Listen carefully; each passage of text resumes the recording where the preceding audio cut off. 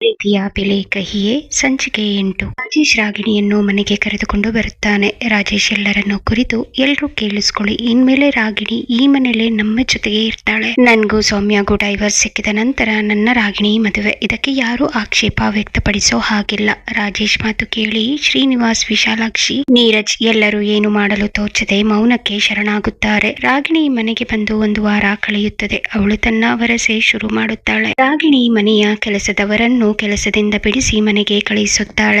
ಕೆಲಸವೆಲ್ಲ ವಿಶಾಲಾಕ್ಷಿ ಮೇಲೆ ಬೀಳುತ್ತದೆ. 1 ದಿನ ಕಳೆದ ನಂತರ ರಾಜೇಶ್ ಮನೆಯಲ್ಲಿ ಇಲ್ಲದಾಗ ರಾಗಿಣಿ ಆದ ಮೇಲೆ ರಾಜಗಾಂಭೀರ್ಯದಿಂದ ಕುಳಿತಿರುತ್ತಾಳೆ. ರಾಜೇಶ್ನ ವಯಸ್ಸಾದ ತಂದೆ ತಾಯಿ ಅಲ್ಲಿಗೆ ಬರುತ್ತಾರೆ. ಶ್ರೀನಿವಾಸ್, ಯಾಕಮ್ಮ ನಿನ್ನೆಯಿಂದ ಮನೆಗೆ ಕೆಲಸದವರ್ಯಾರು ಬರ್ತಿಲ್ಲ? ನಮ್ಗೆ ರಜೆ ಬೇಕು ಅಂತ ಅವರು ಕೇಳಿಲ್ಲ, ನಿನ್ಗೇನಾದ್ರೂ ಹೇಳಿದ್ದಾರೆಯೇ? ರಾಗಿಣಿ, ಏನಪ್ಪಾ ಇದು? ಸೌಮ್ಯ ಹೋದ ಮೇಲೆ ಈ ಮನೆಯಲ್ಲಿ ಕಳೆ ಅನ್ನೋದೇ ಇಲ್ಲ. ನೀವಿಬ್ಬರು ಹೀಗೆ ಮೂಲೆಯಲ್ಲಿ ಕುಳಿತಿದ್ದರೆ ಮನೆಗೆ ಬಂದವರಿಗೆ ಮೋದಿ ಮಠದ ತರ ಕಾಣುತ್ತೆ. ಅದಕ್ಕೆ ನೀವು ಆಕ್ಟಿವ್ ಆಗಿರ್ಲಿ ಅಂತ ಮನೆ ಕೆಲಸದ ಜವಾಬ್ದಾರಿ ನೀವು ನಿಭಾಯಿಸ್ಲಿ ಅಂತ ಕೆಲಸದವರನ್ನ ಬರಬೇಡಿ ಅಂತ ಹೇಳಿ ಮನೆಗೆ ಕಳುಹಿಸಿದೆ. ಶ್ರೀನಿವಾಸ್, ರಾಗಿಣಿ, ಸೌಮ್ಯ ಯಾವತ್ತೂ ನಮ್ಗೆ ಯಾವ ಕೆಲಸ ಹೇಳಿದವಳಲ್ಲ. ನೀನು ಅವಳ ಸ್ಥಾನಕ್ಕೆ ಬಂದಿದ್ಯಾ ಅಂದ್ಮೇಲೆ ನಮ್ಮ ಜವಾಬ್ದಾರಿ ನಿಂದೆ. ನಮ್ಮ ಯೋಗಕ್ಷೇಮ ನೋಡಿಕೊಳ್ಳಬೇಕಾದದ್ದು ನಿನ್ನ ಕರ್ತವ್ಯ. ರಾಗಿಣಿ ನಗುತ್ತಾ, ನೋಡಿ, ಸೌಮ್ಯ ಹೋದ ಮೇಲೆ ಈ ಮನೆಗೆ ಹೊಸ ಶಕ್ತಿ ಬರಬೇಕು. ನಿಮ್ಮಂತವ್ರು ಹೀಗೆ ಅಳ್ತಾ ಕೂತ್ರೆ ಅದು ಸಾಧ್ಯವಿಲ್ಲ. ಹೇಳ್ಬೇಕಂದ್ರೆ ವಯಸ್ಸಾದ ಮೇಲೆ ಮನುಷ್ಯರು ನೆಮ್ಮದಿಯಾಗಿ ದೇವರ ನಾಮ ಸ್ಮರಿಸಿಕೊಂಡು ಇರಬೇಕು. ಸುಮ್ಮನೆ ಇನ್ನೊಬ್ಬರ ಮೇಲೆ ಅವಲಂಬಿತರಾಗಿ ಬದುಕಬಾರದು. ಅದು ಅವರಿಗೂ ಕಷ್ಟ, ನಿಮಗೂ ಕಷ್ಟ. ವಿಶಾಲಾಕ್ಷಿ ಕಣ್ಣೀರು ಹಾಕುತ್ತಾ, ನಮ್ಮನ್ನು ನೋಡಿಕೊಳ್ಳೋಕೆ ಆಗಲ್ಲ ಅಂತ ಹೇಳ್ತಿದ್ಯಾ? ಸರಿ, ಆದ್ರೆ ನಾನು ಈ ವಯಸ್ಸಲ್ಲಿ ಮನೆ ಕೆಲಸ ಮಾಡೋಕೆ ಸಾಧ್ಯ ಇಲ್ಲ. ರಾಗಿಣಿ, ಸಾಧ್ಯ ಇಲ್ಲ ಅಂದ್ರೆ ನಿಮ್ಮಂತವ್ರಿಗೋಸ್ಕರನೇ ವೃದ್ಧಾಶ್ರಮ ಇದೆ, ಧಾರಾಳವಾಗಿ ಹೋಗಬಹುದು. ಅದು ಇಷ್ಟ ಇಲ್ಲ ಅಂದ್ರೆ ಭೂಮಿಗೆ ಭಾರವಾಗಿ ಬದುಕೋ ಬದಲು ನೆಮ್ಮದಿಯಾಗಿ ಇದಕ್ಕೆ ಹೋಗಬಹುದಲ್ಲ. ವಿಶಾಲಾಕ್ಷಿ, ಅಂದ್ರೆ ನಿನ್ನ ಮಾತಿನ ಅರ್ಥ ನಾವು ಸಾಯ್ಬೇಕು ಅಂತ ಹೇಳ್ತಿದ್ಯಾ? ರಾಗಿಣಿ, ನಾನಲ್ಲ ಅಜ್ಜಿ, ಈ ನಿಮ್ಮ ಪರಿಸ್ಥಿತಿ ಹೇಳ್ತಿದೆ. ವಯಸ್ಸಲ್ಲಿ ಹೀಗೆ ಬದುಕೋದು ಅಸಹ್ಯ. ರಾಜೇಶ್ ಒಬ್ಬನೇ ಎಷ್ಟು ಅಂತ ನಿಮ್ಮನ್ನೆಲ್ಲ ನೋಡಿಕೊಳ್ಳೋಕೆ ಸಾಧ್ಯ? ನೀವೇ ಅರ್ಥ ಮಾಡ್ಕೊಂಡ್ರೆ ಒಳ್ಳೇದು ಎಂದು ವ್ಯಂಗ್ಯವಾಗಿ ನಗುತ್ತಾಳೆ. ವಿಶಾಲಾಕ್ಷಿ, ಶ್ರೀನಿವಾಸ್ ತುಂಬಾ ನೊಂದುಕೊಂಡು ಶೋಭಾಳಿಗೆ ಕಾಲ್ ಮಾಡಿ ನಡೆದ ವಿಷಯ ತಿಳಿಸಿ ಅಳುತ್ತಾರೆ. ಶ್ರೀನಿವಾಸ್, ನಾವು ಎಷ್ಟೇ ನೋವಾಗೋ ಹಾಗೆ ಮಾತಾಡಿದ್ರು ಸೌಮ್ಯ ನಮ್ಮನ್ನ ತುಂಬಾ ಚೆನ್ನಾಗಿ ನೋಡಿಕೊಳ್ತಿದ್ಲು. ಮತ್ತು ನನ್ಗೆ ಅವಳ ಬೆಲೆ ಗೊತ್ತಾಯ್ತು. ಅವಳಿಲ್ಲದೆ ನನಗೆ ಉಸಿರು ಕಟ್ಟಿದಂತಾಗಿದೆ. ವಿಶಾಲಾಕ್ಷಿ, ನೀವು ಹೇಳ್ತಿರೋದು ಸರಿ. ಸೌಮ್ಯ ನಿಜಕ್ಕೂ ನಮ್ಮನ್ನೆಲ್ಲ ತುಂಬಾ ಚೆನ್ನಾಗಿ ನೋಡ್ಕೊಳ್ತಿದ್ಲು. ಅವಳ ಪ್ರೀತಿನ ನಾವು ಅವಮಾನ ಮಾಡಿದ್ವಿ, ಅಸಹ್ಯ ಅಂದ್ವಿ. ಅದಕ್ಕೆ ಇವತ್ತು ನಾವು ಇನ್ನೊಬ್ಬರಿಗೆ ಅಸಹ್ಯ ಆಗಿದ್ದೀವಿ. ಅಪ್ಪ ಅಮ್ಮ ಫೋನ್ ಮಾಡಿದ ತಕ್ಷಣ ರಾಜೇಶ್ ತಂಗಿ ಶೋಭಾ ಮತ್ತು ಮಗಳು ಅನ್ವಿತಾ ಮನೆಗೆ ಬರುತ್ತಾರೆ. ರಾಗಿಣಿ ಅವರನ್ನು ನೋಡಿ ಸೋಫಾದಲ್ಲಿ ಕಾಲ ಮೇಲೆ ಕಾಲು ಹಾಕಿಕೊಂಡು ಕುಳಿತುಕೊಳ್ಳುತ್ತಾಳೆ. ಶೋಭಾ, ಅಣ್ಣ ಎಲ್ಲಿದ್ದಾನೆ? ರಾಗಿಣಿ, ನಿನ್ನಿಂದ ಮನೆಯ ಪರಿಸ್ಥಿತಿ ಇಷ್ಟು ಹಾಳಾಗಿದೆ ಅಂತ ಗೊತ್ತಾಗಿ ನಾವು ಬಂದೆವು. ರಾಗಿಣಿ, ಮನೆಯಲ್ಲಿ ಪಾಲು ಕೇಳೋಕೆ ಬಂದ್ರಾ?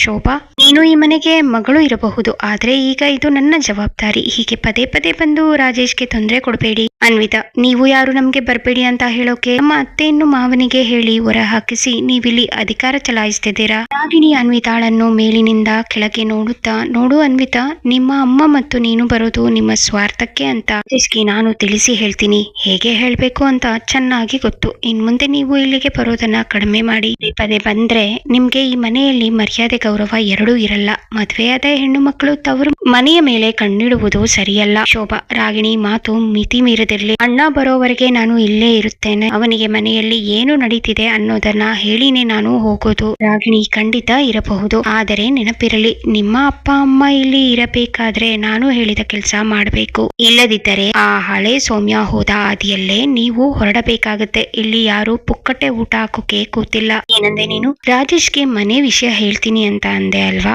ಪ್ರಯೋಜನ ಇಲ್ಲ. ನಿಮ್ಮ ಅಣ್ಣ ನನ್ನ ಮಾತನ್ನು ಬಿಟ್ಟು ಬೇರೆ ಯಾರ ಮಾತನ್ನು ನಂಬಲ್ಲ. ಅದಕ್ಕೆ ನಾನು ಗ್ಯಾರಂಟಿ. ಬೇಕಿದ್ರೆ ಪ್ರಯತ್ನ ಮಾಡಿ ನೋಡು ಎಂದು ಹೇಳಿ ರೂಮ್ಗೆ ಹೋಗುತ್ತಾಳೆ. ಹೋದವಳು ಗೋಡೆಗೆ ಕಿವಿ ಕೊಟ್ಟು ಇವರು ಏನು ಮಾತನಾಡುತ್ತಾರೆ ಎಂದು ಕೇಳಿಸಿಕೊಂಡು ನಿಲ್ಲುತ್ತಾಳೆ. ವಿಶಾಲಾಕ್ಷಿ, ಬೇಡ ಶೋಭಾ, ನಾವು ರಾಜೇಶ್ಗೆ ಯಾವ ವಿಷಯ ಹೇಳೋದು ಬೇಡ. ಆದಷ್ಟು ನಮ್ಮ ಗಮನ ಅನ್ವಿತಾ ನೀರಜ್ ಮದುವೆ ಮಾಡೋಕೆ ರಾಜೇಶ್ನನ್ನು ಒಪ್ಪಿಸೋ ಕಡೆ ಇರಬೇಕು ಎಂದು ಮದುವೆಗೆ ರಾಜೇಶ್ನನ್ನು ಹೇಗೆ ಒಪ್ಪಿಸಬೇಕು ಎಂದು ಚರ್ಚೆ ಮಾಡಿ ನಿರ್ಧಾರಕ್ಕೆ ಬಂದರು. ಇವರ ಮಾತುಗಳನ್ನೆಲ್ಲ ಕೇಳಿಸಿಕೊಂಡ ರಾಗಿಣಿ ತಲೆಯಲ್ಲಿ ಆಗಲೇ ಕ್ರಿಮಿನಲ್ ಪ್ಲಾನ್ ರೆಡಿಯಾಗಿತ್ತು. ಅವಳು ಅದನ್ನು ಈ ದಿನವೇ ಜಾರಿಗೆ ತರಲು ತಯಾರಾದಳು. ರಾಗಿಣಿ ಪ್ಲಾನ್ ಮಾಡಿದ ಪ್ರಕಾರ ಆ ದಿನ ರಾತ್ರಿಯೇ ನೀರಜ್ ಮದುವೆ ವಿಚಾರದಲ್ಲಿ ರಾಜೇಶ್ನ ತಲೆ ಕೆಡಿಸಲು ಶುರು ಮಾಡುತ್ತಾಳೆ. ರಾಜೇಶ್, ನನ್ಗೆ ಮನೆ ಆಫೀಸ್ ಎರಡೂ ಕಡೆ ಮ್ಯಾನೇಜ್ ಮಾಡೋದು ಕಷ್ಟ ಆಗ್ತಿದೆ. ನನ್ನ ಜೊತೆ ಈ ಮನೆಗೆ ಒಬ್ಬಳು ಜವಾಬ್ದಾರಿಯುತ ಹೆಣ್ಣು ಮಗಳು ಇರಬೇಕು ಅಂತ ನನಗನ್ನಿಸ್ತಿದೆ. ರಾಜೇಶ್, ನಿನ್ನ ಮಾತಿನ ಅರ್ಥ? ರಾಗಿಣಿ, ನನ್ನ ಮಾತಿನ ಅರ್ಥ ಮನೆಗೆ ಒಬ್ಬ ಸೊಸೆ ಬರ್ಬೇಕಂದ್ರೆ ನಮ್ಮ ಸೊಸೆ ನೀರಜ್ನ ಹೆಂಡತಿ ಎಂದು ಮಾರ್ಮಿಕವಾಗಿ ಹೇಳುತ್ತಾಳೆ. ರಾಜೇಶ್, ನೀರಜ್ ಮದ್ವೆ ಬಗ್ಗೆ ನಾನಿನ್ನು ಯೋಚಿಸಿಲ್ಲ. ರಾಗಿಣಿ, ಯೋಚಿಸೋಕೆ ಏನಿದೆ ರಾಜೇಶ್, ಅವಳು ಬಂದರೆ ನೀರಜ್ ಕೂಡ ನಮ್ಗೆ ಇನ್ನಷ್ಟು ಹತ್ತಿರವಾಗ್ತಾನೆ, ನನ್ನ ಮಾತನ್ನು ಕೇಳ್ತಾನೆ. ರಾಜೇಶ್, ಅಂತ ಜವಾಬ್ದಾರಿ ಹುಡುಗಿ ಯಾರಿದ್ದಾಳೆ ರಾಗಿಣಿ? ರಾಗಿಣಿ ಬೇಕಂತಲೇ ರಾಜೇಶ್ ಮನಸ್ಸಲ್ಲಿ ಏನಿದೆ ಎಂದು ತಿಳಿಯಲು ಅಳುಕುತ್ತಲೇ ಅನ್ವಿತಾ ಬಗ್ಗೆ ಹೇಳಿದಳು. ರಾಜೇಶ್, ನಿಮ್ಮ ತಂಗಿ ಮಗಳು ಯಾಕಾಗಬಾರದು? ರಾಜೇಶ್ ಕೋಪದಲ್ಲಿ, ಅದು ಈ ಜನ್ಮದಲ್ಲಿ ಸಾಧ್ಯ ಇಲ್ಲ. ಅವಳು ಏನೂ ಇಲ್ಲದೆ ನನ್ನ ಮುಂದೆ ನಿಂತು ಸೌಮ್ಯ ಪರವಾಗಿ ಮಾತನಾಡಿದವಳು. ಇನ್ನು ಈ ಮನೆಗೆ ಸೊಸೆಯಾಗಿ ಬಂದ್ರೆ ಮುಗಿದು ಹೋಯ್ತು. ಮತ್ತೆ ಸೌಮ್ಯಳನ್ನು ಈ ಮನೆಗೆ ವಾಪಸ್ ತೆಗೆದುಕೊಂಡು ಬರುತ್ತಾಳೆ ಅಷ್ಟೇ. ಬೇಡ, ಅವಳು ಈ ಮನೆಗೆ ಸೊಸೆಯಾಗಿ ಬರೋದು ಬೇಡ. ಅದಕ್ಕೆ ನನ್ನ ವಿರೋಧವಿದೆ. ಅವಳನ್ನು ಬಿಟ್ಟು ಬೇರೆ ಯಾರನ್ನಾದ್ರೂ ನೀನು ಹುಡುಕು, ನಾನು ಬೇಡ ಎನ್ನುವುದಿಲ್ಲ ಎಂದು ಕಡಖಂಡಿತವಾಗಿ ಹೇಳಿದ. ರಾಗಿಣಿಗೆ ಬೇಕಾದ ಉತ್ತರವೇ ಸಿಕ್ಕಿತ್ತು. ರಾಗಿಣಿ, ಹಾಗಿದ್ದರೆ ನನ್ನ ಕಡೆಯ ರಿಲೇಟಿವ್ ಒಬ್ಬಳಿದ್ದಾಳೆ, ತುಂಬಾನೇ ಸ್ಮಾರ್ಟ್ ಮತ್ತು ಮಾಡರ್ನ್ ಹುಡುಗಿ. ರಾಜೇಶ್, ಅವಳು ನಮ್ಮ ಫ್ಯಾಮಿಲಿ ಸ್ಟೇಟಸ್ಗೆ ಹೊಂದಿಕೊಳ್ಳುತ್ತಾಳ? ರಾಗಿಣಿ, ಖಂಡಿತ. ಅವಳು ನಿನ್ನ ಹಣ ಮತ್ತು ಅಧಿಕಾರವನ್ನು ಹೇಗೆ ಹ್ಯಾಂಡಲ್ ಮಾಡಬೇಕು ಅಂತ ಚೆನ್ನಾಗಿ ಬಲ್ಲಳು. ರಾಜೇಶ್, ಸೌಮ್ಯ ಹೋದ ಮೇಲೆ ಮನೆಯವರೆಲ್ಲ ಮೌನವಾಗಿದ್ದಾರೆ. ಈ ಮದುವೆ ಅದಕ್ಕೆ ಪರಿಹಾರವಾಗುತ್ತಾ? ರಾಗಿಣಿ, ಖಂಡಿತವಾಗಿಯೂ. ಹೊಸಬರು ಬಂದರೆ ಹಳೆಯ ನೆನಪುಗಳೆಲ್ಲ ಮರೆಯಾಗುತ್ತವೆ. ಮನೆಯವರು ಅವಳ ಹತೋಟಿಗೆ ಇರುತ್ತಾರೆ. ರಾಜೇಶ್, ನೀರಜ್ ಒಪ್ತಾನ? ರಾಗಿಣಿ, ಅವನಿಗೆ ಅಪ್ಪನ ಮೇಲೆ ಎಷ್ಟು ಪ್ರೀತಿ ಇದೆ, ಆಸ್ತಿ ಮೇಲೆ ಎಷ್ಟು ವ್ಯಾಮೋಹ ಇದೆ ಅಂತ ನಿಮ್ಗೆ ಗೊತ್ತಲ್ವಾ? ಸೌಮ್ಯಾಳನ್ನು ಮನೆ ಬಿಟ್ಟು ಕಳಿಸುವಾಗ ಅವನು ಏನು ಹೇಳಿದ ಅನ್ನೋದನ್ನ ನೀನು ನನಗೆ ಹೇಳಿದ್ದೆ, ನೆನಪು ಮಾಡಿಕೋ. ನೀನು ಹೇಳಿದರೆ ಅವನು ನಿನಗೆ ಎದುರಾಗಿ ಮಾತನಾಡಲ್ಲ. ರಾಜೇಶ್, ಸರಿ ರಾಗಿಣಿ, ನಿನ್ನ ನಿರ್ಧಾರದ ಮೇಲೆ ನನಗೆ ನಂಬಿಕೆ ಇದೆ. ಆ ಹುಡುಗಿಯ ಫೋಟೋ ತೋರಿಸು. ರಾಗಿಣಿ, ಫೋಟೋ ಯಾಕೆ ರಾಜೇಶ್? ಅವಳನ್ನೇ ಈ ಮನೆಗೆ ಕರೆದುಕೊಂಡು ಬರ್ತೀನಿ, ನೀನೇ ನೋಡು. ಅವಳು ಬಂದರೆ ಈ ಮನೆಗೆ ಒಂದು ಕಳೆ ಬರುತ್ತೆ. ರಾಜೇಶ್, ಅವಳು ಅನ್ವಿತಾ ತರ ಹಠ ಮಾಡಲ್ಲ ಅಲ್ವಾ? ರಾಗಿಣಿ, ಇಲ್ಲ ರಾಜೇಶ್, ಅವಳು ವ್ಯಾವಹಾರಿಕವಾಗಿ ಯೋಚಿಸುವವಳು. ಭಾವನೆಗಳಿಗಿಂತ ಬದುಕಿನ ಸೌಂದರ್ಯ ಅವಳಿಗೆ ಮುಖ್ಯ. ರಾಜೇಶ್, ಸರಿ, ಹಾಗಾದರೆ ನೀರಜ್ನ ಕನ್ವಿನ್ಸ್ ಮಾಡುವ ಜವಾಬ್ದಾರಿ ನನ್ನದು. ರಾಗಿಣಿ ಮನಸ್ಸಿನಲ್ಲಿ ನಗುತ್ತಾ, ನನ್ನ ಬಲೆ ಈಗ ಸರಿಯಾಗಿ ಕೆಲಸ ಮಾಡ್ತಿದೆ. ಸೊಸೆ ಅನ್ನೋ ಹೆಸರಿನ ಜಾಗಕ್ಕೆ ನನ್ನವಳೆ ಬರ್ತಾಳೆ. ರಾಗಿಣಿ, ಯೋಚಿಸೋಕೆ ಏನಿದೆ ರಾಜೇಶ್? ಅವಳು ಬಂದರೆ ನೀರಜ್ ಕೂಡ ನಿನಗೆ ಇನ್ನಷ್ಟು ಹತ್ತಿರವಾಗ್ತಾನೆ. ನಾನು ಹೇಳಿದ ಹುಡುಗಿಯನ್ನೇ ಅವನು ಮದುವೆಯಾದರೆ ಅವನು ಸದಾ ನಿನ್ನ ಮಾತು ಕೇಳಿಸಿಕೊಂಡು ನಿನ್ನ ನೆರಳಲ್ಲೇ ಇರುತ್ತಾನೆ. ರಾಗಿಣಿ ಮನಸ್ಸಿನಲ್ಲಿ, ಹೌದು ರಾಜೇಶ್, ಅವನು ನಿನ್ನ ಮಾತು ಕೇಳುತ್ತಾನೋ ಇಲ್ಲವೋ ಗೊತ್ತಿಲ್ಲ, ಆದರೆ ಅವಳು ಈ ಮನೆಗೆ ಬಂದರೆ ನಾನು ಹೇಳಿದ ಹಾಗೆ ಕೇಳುತ್ತಾಳೆ. ಅವಳ ಮೂಲಕ ನಾನು ಈ ಮನೆಯಲ್ಲಿ ನಾನು ಸಾಧಿಸಬೇಕಾದ್ದು ಸಾಕಷ್ಟಿದೆ. ರಾಜೇಶ್ ಮಾತು ಮುಂದುವರಿಸುತ್ತಾ, ಹೌದು ರಾಗಿಣಿ, ನೀನು ಹೇಳೋದು ಸರಿ ಅನ್ನಿಸುತ್ತಿದೆ. ಮನೆಯಲ್ಲಿ ಈಗ ನೆಮ್ಮದಿ ಬೇಕು. ರಾಗಿಣಿ, ಖಂಡಿತ ರಾಜೇಶ್, ಆ ಹುಡುಗಿ ತುಂಬಾ ತಿಳುವಳಿಕೆಯವಳು. ಅನ್ವಿತಾ ತರ ಹಠ ಹಿಡಿಯುವವಳಲ್ಲ. ನಮಗೆ ಬೇಕಾದ ಸ್ವತಂತ್ರ ಅವಳು ಕೊಡುತ್ತಾಳೆ. ರಾಗಿಣಿ ಮತ್ತೆ ಮನಸ್ಸಿನಲ್ಲಿ, ಸ್ವತಂತ್ರ ನಿನ್ಗಲ್ಲ ರಾಜೇಶ್, ನನಗೆ. ಈ ಮನೆಯ ಪ್ರತಿಯೊಂದು ಬೀಗದ ಕೈ ನನ್ನ ಕೈ ಸೇರುವ ದಿನ ಹತ್ತಿರದಲ್ಲಿದೆ. ಇಡೀ ಮನೆಯನ್ನೇ ನನ್ನದಾಗಿಸಿಕೊಳ್ಳುವ ಸಮಯ. ಅವಳ ಮೂಲಕ ನಿನ್ನ ಮುದಿ ತಂದೆ ತಾಯಿನ ಹೊರಗೆ ಹಾಕ್ತೀನಿ. ಅದೇ ನನ್ನ ಮೊದಲ ಗುರಿ. ರಾಜೇಶ್, ಸರಿ, ನೀರಜ್ನ ಜೊತೆ ಮಾತಾಡಿ ಈ ಮದುವೆ ಫಿಕ್ಸ್ ಮಾಡೋಣ. ರಾಗಿಣಿ ಮುಖದಲ್ಲಿ ಕೆಲವಿನ ನಗು ಇರುತ್ತಾ, ನೋಡು ರಾಜೇಶ್, ನಮ್ಮ ಜೀವನದಲ್ಲಿ ಈಗ ನಿಜವಾದ ಸುಖ ಶುರುವಾಗುತ್ತೆ. ಈ ಮನೆಗೆ ಹೊಸ ಕಳೆ ಬರುತ್ತೆ. ಮನೆಯ ಪ್ರವೇಶ ದ್ವಾರ. ರಾಗಿಣಿ ಮನೆಯ ಮುಂದೆ ಯೋಗ ಮಾಡುತ್ತಿದ್ದಳು. ಶೋಭಾ ಬರುವುದನ್ನು ನೋಡಿ ಅವಳನ್ನು ತಡೆಯುವ ಪ್ರಯತ್ನ ಮಾಡಿದಳು. ರಾಗಿಣಿ ಬಾಗಿಲಲ್ಲಿ ಅಡ್ಡ ನಿಂತಿದ್ದಾಳೆ. ರಾಗಿಣಿ ಕೈ ಕಟ್ಟಿಕೊಂಡು ಉದಾಸೀನವಾಗಿ ನಗುತ್ತಾ, ನೋಡಿ ಶೋಭಾ, ನಿನ್ನೆ ತಾನೇ ಹೇಳಿದ್ದೀನಿ ಪದೇ ಪದೇ ಹೀಗೆ ಬರ್ಬೇಡಿ ಅಂತ. ಹೇಳಿದೆ ಅಲ್ವಾ? ಛತ್ರ ಅಲ್ಲ. ಯಾರೋ ಬಂದು ಹೋದ ತಕ್ಷಣ ಬಾಗಿಲು ತೆಗೆಯೋಕೆ ಈಗ ಈ ಮನೆಯ ನಿಯಮಗಳು ಬದಲಾಗಿವೆ. ಶೋಭಾ ಸಿಟ್ಟಿನಿಂದ, ರಾಗಿಣಿ, ಇದು ನನ್ನ ತವರು ಮನೆ. ಇಲ್ಲಿ ಬರೋಕೆ ನನ್ಗೆ ಯಾರ ಅನುಮತಿಯೂ ಬೇಕಿಲ್ಲ. ಅಣ್ಣನನ್ನು ನೋಡಬೇಕು. ಪಕ್ಕಕ್ಕೆ ಸರಿ. ರಾಗಿಣಿ ಗಹಗೈಸಿ ನಗುತ್ತಾ, ತವರು ಮನೆಯ ಯಾವ ಭ್ರಮೆಯಲ್ಲಿದ್ದೀಯ ಶೋಭಾ? ಅಣ್ಣನ ಆಸ್ತಿ ಮೇಲೆ ಕಣ್ಣಿಟ್ಟು ಬರೋದನ್ನ ತವರು ಮನೆ ಪ್ರೀತಿ ಅಂತ ಅಂದುಕೊಂಡಿದ್ದೀಯಾ? ನಿನ್ನ ಅತ್ತಿಗೆ ಸೌಮ್ಯ ಇದ್ದಾಗ ಅವಳು ನಿನ್ನ ಕಾಲು ಹಿಡಿದು ಒಳಗೆ ಕರೆದುಕೊಳ್ತಾ ಇದ್ಲು. ಆದ್ರೆ ಈಗ ಇಲ್ಲಿ ಇರೋದು ನಾನು. ಇಲ್ಲಿ ನಡೆಯೋದು ನನ್ನ ಆಜ್ಞೆ ಮಾತ್ರ. ಶೋಭಾ, ರಾಗಿಣಿ ಇಲ್ಲಿರೋದು ನನ್ನ ಅಪ್ಪ ಅಮ್ಮ. ಅವರನ್ನು ನೋಡೋಕೆ ಬರೋ ಹಕ್ಕು ನನಗಿದೆ.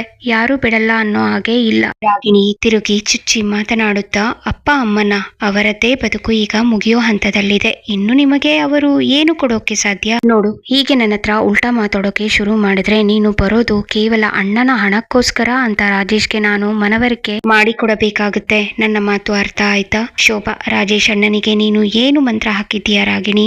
ಅವನು ಇಷ್ಟು ಬದಲಾಗಲು ಸಾಧ್ಯವೇ ಇಲ್ಲ.